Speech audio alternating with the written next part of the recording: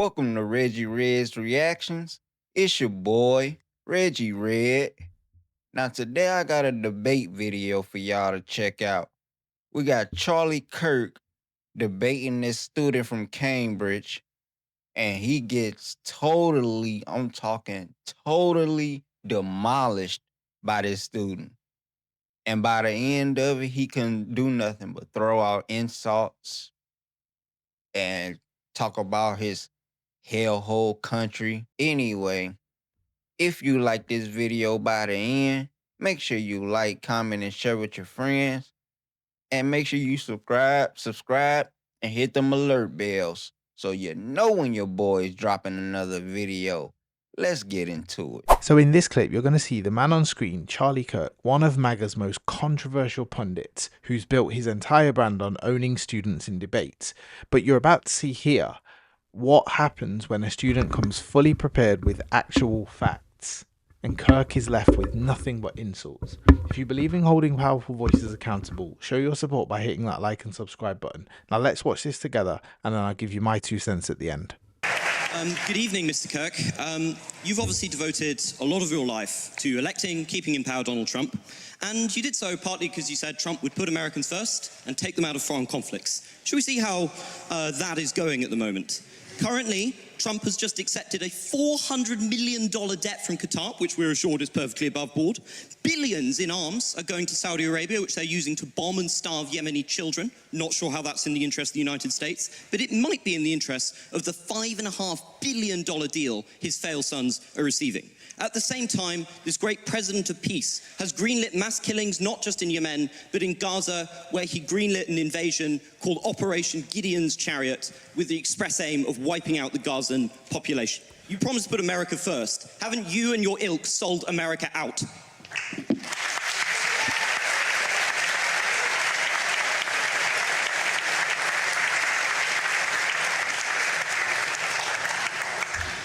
No. Well, I'm glad you have great intellectual substance and can answer. Because it's all the culture wars for you, isn't it? The second someone actually tells you what you're doing, which is bread. Can you calm down a little bit? Like, just a little bit? Pounding the table, you're all over the place. No. You want me to go piece by piece? Or would you like me to talk slower? I think you can... Number one, Donald Trump is convening a peace deal between Russia and Ukraine. Joe Biden gave them armaments. That's going well, isn't it? It's going well. Can you not interrupt me? Well. I allowed you to talk uninterrupted. You're famous for not interrupting. Yeah, I haven't interrupted a single person here today. Can I speak uninterrupted, actually? Okay. He is convening a peace deal between Russia and Ukraine. I believe we will see an end to that war. Number two, he's actually talking to Iran and discouraging Israel to strike the interior of Iran, and has stopped many other international countries to do the same. Number three, can you give him credit for ending the Indian-Pakistan war? Both of them said he didn't do that. Well, hold on a second. Let's go back. No, that's important. Russia, Ukraine. Hold on, that's important. Can I speak now? Yes, but the Indian-Pakistan thing, you got to go deeper than that. Let's go in order. Is a peace summit where the main person in question, Russia, doesn't show up, is that a success, Mr. Kirk? I'm not even sure. I'm not even sure. Not a success? Well, again, these are ongoing negotiations, and it's a lot better than when your Prime Minister, Boris Johnson, went alongside our Secretary of State, Tony Blinken, to Istanbul and unnecessarily blew up a potential Russian peace deal, which has resulted in hundreds of thousands of dead Ukrainians, one of the great unnecessary wars of the modern era. Donald Trump believes in conversation and police through strength. He has been president for well over 120 to 130 days, and he has already ended a war between two nuclear conflicts of India-Pakistan. He has secured our own U.S. southern border while we were being invaded by foreign powers. And thirdly, he is brokering a potential settlement with Iran that will prevent a major escalation in the Middle East. And finally, it is very difficult, but I believe they'll get it done, that will finally see an end to the Russian-Ukrainian war. I'm just going to disregard the enormous lies you just put out there about Russia and Ukraine. Okay. But do you really think leverage negotiations work if you cut off all your leverage and scream at one party in the Oval Office? Don't you think that has just emboldened Russia? Because look at the approach. Putin thinks so much of your glorious president, he can't even be asked to show up. You have elected, or help elect, somebody who is at best an idiot and at worst is deeply corrupt. Okay, again, so Trump and Putin had a 2-hour phone call today. You'll acknowledge that's a good thing. The pursuit of peace can sometimes be a winding road, and it's a lot better than sending hundreds of billions of dollars further into the killing fields of eastern Ukraine, something that tragically both the UK government and the US government has been unnecessarily supporting for a couple of years. President Trump wants to see a brokerage, an ending of this settlement. I pray we can get it. It's very complicated because of the mess that Joe Biden left, which was an active kinetic war with a nuclear power sending American-made missiles into the interior of Russia. So President Trump has already ended a war. He's ended an invasion. He's only 130 days into this. And I believe, we do not know. At this point, we are merely speculating, which I think we should not spend our time doing that, because eventually one of us will be right. I believe we'll be right, and I believe we'll see an end to this war. Can we just talk about 100 billion's worth of weapons? Because you dodged my question on what was going on in the Middle East, where Trump has just signed enormous arms contracts with Saudi Arabia and with Qatar.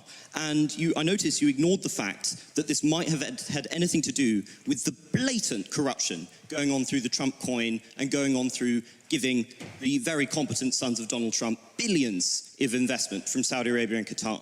This is something that is directly embroiling Americans into conflict, but is importantly killing many innocent people. Those nations have been known to terrorize innocent civilian populations. So if you're coming to me and you're objecting to America selling weaponry, why are you defending shilling for the Saudis? Well, hold on. One is sending weaponry, one is purchasing. Secondly, you do know that the biggest purchase that was announced was commercial airliners, 737, $100 billion.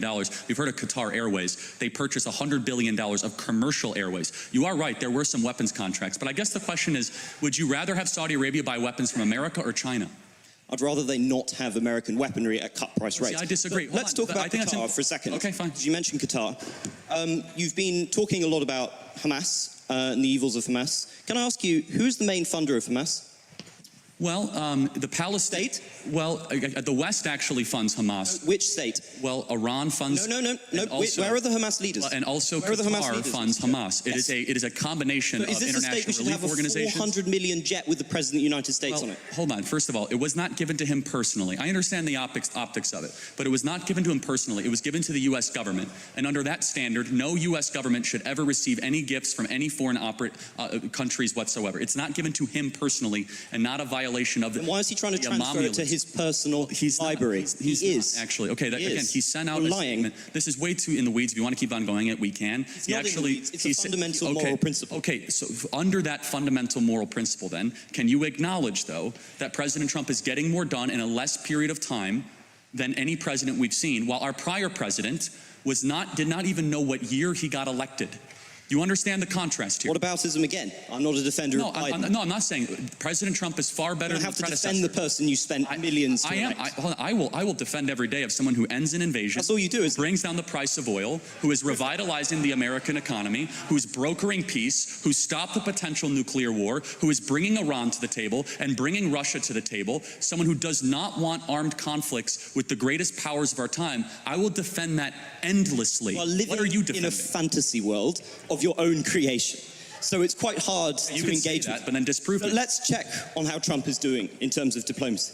Look, with the war in the Middle East, do you think it was a defensible decision to tell the Israelis you wanted Trump Gaza to agree for Israel to invade the Gaza Strip and to continue to murder thousands of innocent children and civilians in a pointless war? Is that in America's interest? Is that in humanity's interest? Well, first of all, you should know something about Trump. There's something, if you realize with Trump over the last 10 years, he is quite the social media user and uses hyperbolic language at times. But let me ask you, in the conflict of Israel versus Hamas, who's the good guy? I believe both Hamas and the Israeli government are evil. But I think also that there is no justification. Are they equally? There is no justification for the murder and mutilation of thousands of innocent people and children in a futile. Let's zero in on it. There is no justification, Mr. Kirk, for invading hospitals, for bombing innocent populations and dragging out a war which is damaging Israel and the West's security. You've made that point, but. Well, it's not a point, it's a moral truth, isn't it? Okay, yeah. It was also a moral truth that the war started because 1,300 Jews were killed and 200 were taken hostage. And when you declare war on Israel, expect a firestorm in reaction. Let me finish, I let you talk. Israel, at its holiest day of the calendar year besides Yom Kippur and Rosh Hashanah, Samat Torah, the 50-year anniversary of the Six-Day War. On Shabbat, Hamas invaded Israel, deciding to go recklessly to music concerts, to homes, to kibbutzes, and taking 200 plus hostages. They knew what they were doing. In one of the most cloistered urban environments on the planet, 2 million people live in a place where it's impossible to wage war. Impossible. Where they wear civilian clothing, they violate every tenet of the Geneva Convention, and the IDF, when they do something right, they get no credit. When they do life-saving surgeries of a Gazan child, they get no credit. When they drop leaflets, they get no credit. But when they happen to bomb a place where they are operating their military from, which we now know from third-party verified sources, hundreds of Hamas military operations are in mosques, schools, and hospitals. I'm sorry, the country where they were living in relative peace on October 6th, that all of a sudden we had a war, and Hamas started the war. And I don't see people that were really upset about the 2 million Germans that were killed in World War II, civilians. A tragic truth of war is that civilians die. I don't like it, and you don't like it. And they brought it upon themselves. The only operation and entity to blame is the leadership of Hamas, not the Israeli government, for fighting this defensive war after they were invaded. I'm no defender of the terrible pogrom that was launched against Jews on that day. But the justification for the death of innocents cannot be an infinite cycle of bloodlust. It cannot be killing tens of thousands of innocent civilians with a war with no end in sight, people who are not complicit in those atrocities. It cannot be bombing hospitals which children use. It cannot be bombing hospitals in which cancer patients are dying and starving in there. The deaths that have been inflicted, nobody knows the true toll, but somewhere between 50 and 100,000 people lie dead under the rubble. And what is left for Gaza except for to continue to suffer under Hamas? Because it turns out Netanyahu's political strategy has not worked. It has entrenched Hamas within the territories. To be a Christian, I would have thought, Mr. Kirk, would never have involved suggesting that the price for an atrocity must be an infinite cycle of bloodlust, that innocent people and the young population must be killed to avenge some kind of providential quest. How can you call yourself a Christian? Well, you just did. I want to make sure we get our moral clarity straight before we proceed. No one likes what's happening in Gaza. No one with a heart or a soul or a mind likes when kids die. But you must understand who started the conflict so that you could end it correctly. And until Hamas brokers an unconditional surrender, of which they are unwilling to do, they could release the hostages and drop their weapons and their lives would be spared. Instead, they are using children of Gaza as cannon fodder, financed by the Iranian mullahs and dragging the entire world into this conflict. So I don't even know what we're debating at this point, other than I believe that Israel, I believe the facts, Israel was unconditionally attacked on October 7th. They're responding in kind. And I would just ask you a very simple moral question. How should Israel have responded? Not with the blanket carpet bombing of the city, not with bombing hospitals. Of course, some kind of military operation might have been necessary, but not murder on this scale.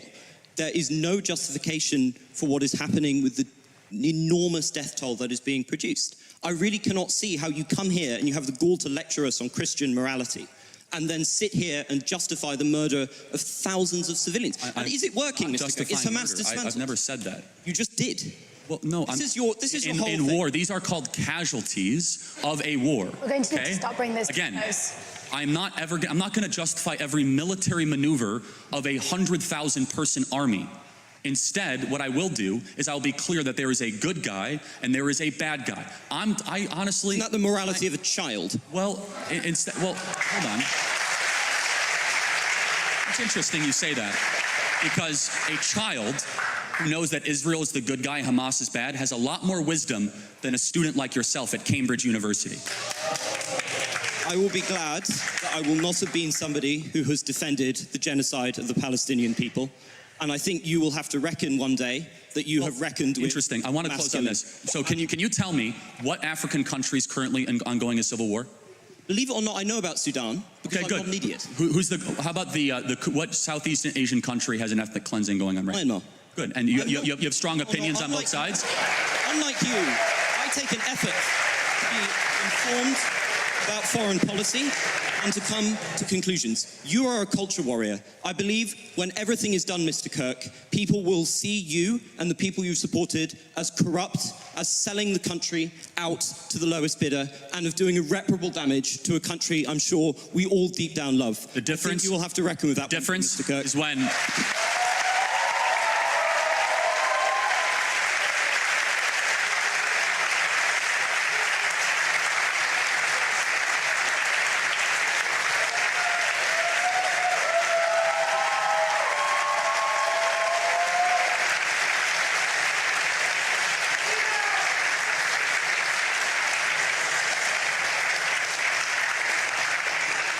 The difference is when we get our way, we'll still have a country, and your country will be a third world hellhole. Next question. Man, Charlie Kirk, bro. That dude is such a racist, white supremacist, nationalist. I mean, all the bad names you want to give him, he's that. And it's just crazy that they on these debates, and the bad faith arguments is just astounding. Like why? But anyway, let me know what y'all think in the comments. This is Reggie Red's Reactions, and I'll be back with another video. See y'all soon.